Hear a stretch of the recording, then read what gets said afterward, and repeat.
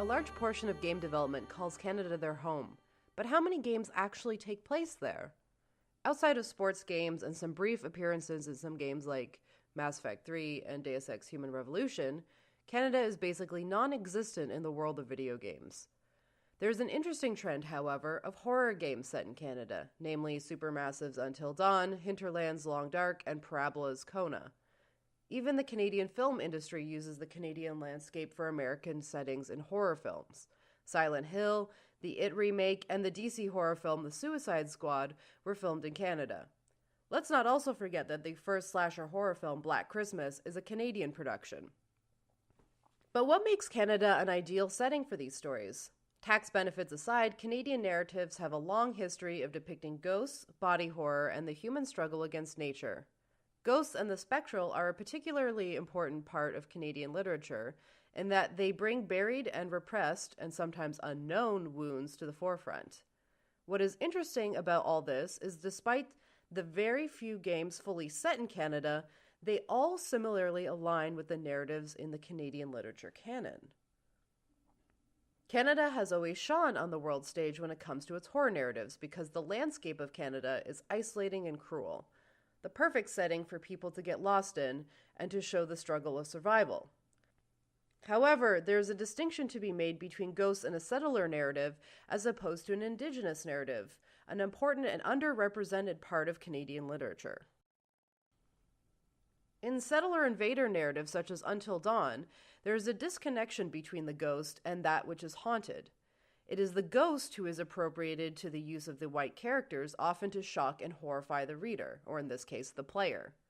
In Indigenous tales, the ghost is not always used for harm, and instead for preserving the memory and history of those who would be forgotten otherwise. The survival horror genre in Canada is particularly famous for its film and now budding games industry presence.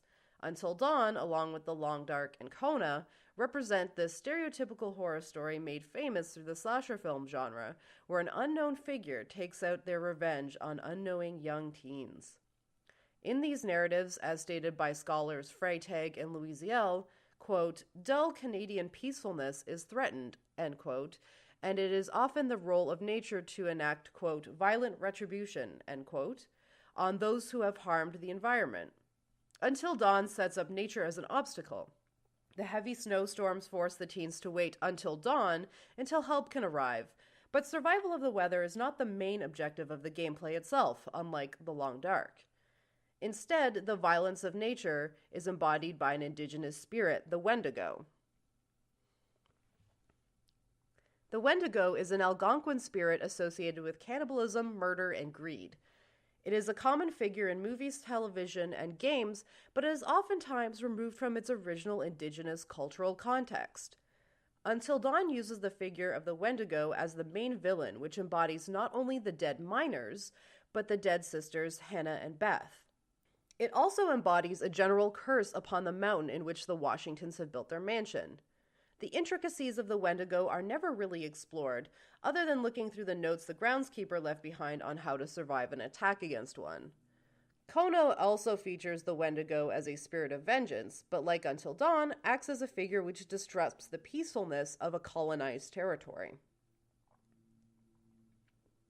The Wendigo isn't the only aspect of indigenous culture used in Until Dawn. There are also small totems scattered across the game for the player to pick up. Looking at the totems give the player a vision to future events that may or may not occur.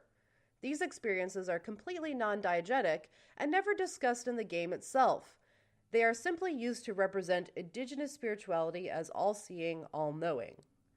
There are also good spirits embodied through animals in the game if the player chooses not to hurt the squirrel or the bird early on.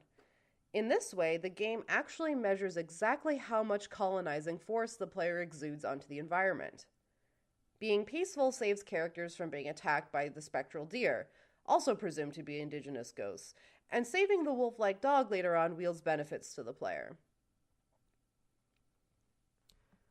Alternatively, indigenous narratives often take a different perspective on the Wendigo figure and other spirits, in which the true horrors are not necessarily spectral, but instead the violence and pain inflicted on indigenous groups and the land by white colonizers. Ghosts can mean different things to different cultures, and there is an important distinction to be made of who is haunting and why. For generic texts such as Until Dawn, the wounds of others can be used for shock value, adding to the canon of Canadian texts which use the crimes of Canada as surface value for entertainment purposes. Texts such as Edith Robinson's novel Monkey Beach takes an Indigenous perspective on hauntings, effectively showing the side of those who still hold the wounds for Canada. Monkey Beach shows that violent retribution is not always the way to talk about our buried past, and instead shows what actually needs to be done to reconcile the crimes of colonizers. The Gothic texts of Canada, along with forms of Canadian new media, show that this struggle against the environment remains a Canadian mainstay, and one of the only genres that appeals worldwide, showing that Canadian literature and new media has not only universal appeal, but doesn't need to be distinctly Canadian in the traditional sense. The Gothic is often a misunderstood genre. Popular associations of those who are goth do not apply. The Gothic is, of course, associated with horror and terror and death, but has preoccupations with Victorian Romanticism as well. Of course, Canadian narratives are often void of castles and crazy scientists, but what they do offer is a unique take on the sublime, a subset of the Gothic genre. In the history of Canadian literature, this often represents a combination of wonder and terror of unknown wildernesses. To put it simply, nature is terrifying, but also pretty.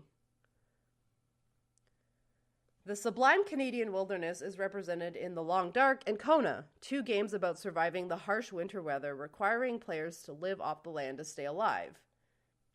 Whenever there is a Canadian Gothic narrative, there is mostly some sort of mine. It could be a miner underground, such as in Until Dawn, the film Margaret's Museum, My Bloody Valentine, or The Long Dark, or an oil rig on the sea, as is the case with the novel February. But what remains the same in these narratives is that mining represents a kind of revelation to the dark mysteries of life and death, an element of the true Gothic.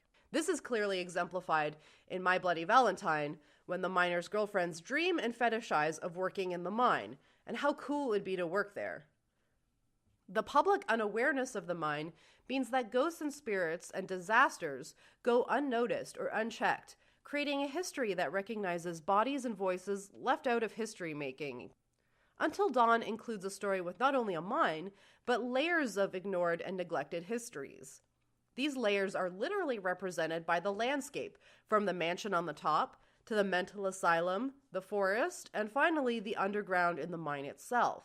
The first layer, which is the predominantly white, upper-class teens who party at Josh's vacation mansion, and the parents who have been advised not to be involved with the ongoing search for murders and disturbances around the mountain. This narrative is similar to My Bloody Valentine and a lot of slasher films. The second layer is the mine and neglect of the workers stuck down there, forced to eat each other to stay alive. This is also in My Bloody Valentine. These events are conflated with a Wendigo story, where the spirit of the miners have become, in a sense, indigenous spirits. This becomes problematic because the game is seemingly combining issues of indigenous land rights with those of non-indigenous mining workers. Another layer to the story is Josh's institutionalization, another side of grief over the death of Hannah and Beth, leading to mental illness that is not kept in check. One of the most horrifying scenes in the game is when Josh is captured by Mike and Chris and interrogated.